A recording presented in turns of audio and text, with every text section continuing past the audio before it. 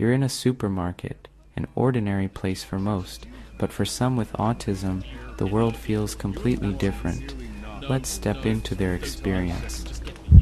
That was an accident. And at least I didn't almost drop the eggs like someone I know. Last time I got the wrong kind of milk. You acted like I ruined your whole week. What's happening? I can't move. You suddenly know unbelievable. Expired You couldn't think of that 5 minutes ago when I asked. I'm No, looking it at the didn't. vegetables. Wait, you're messing What do with you mean? me. Get good ones. This is You fresh. think I'm picking the rotten ones? Gotcha. But I don't seriously, have time to you should inspect check your those damn out. tomatoes. You're too trusting. Also, You should why is stop everything acting like you're the expensive? Have supermarket. you seen these prices? $5 I don't for need a your ton help. of cheese. I need to Pies, calm donuts, down. But Inhale. organic.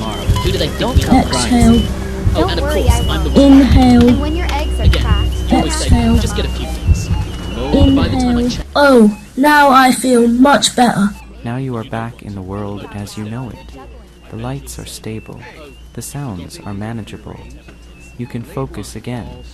But for many individuals on the autism spectrum, these sensory overload experiences can happen daily, even in the most ordinary situations. This is not just discomfort. It is a constant need to adapt to a world that does not always accommodate these sensory differences. Next time you see someone struggling in a crowded place, remember that their experience of the world may be vastly different from yours. Understanding and awareness can make all the difference. Thank you for stepping into their world, even for just a moment.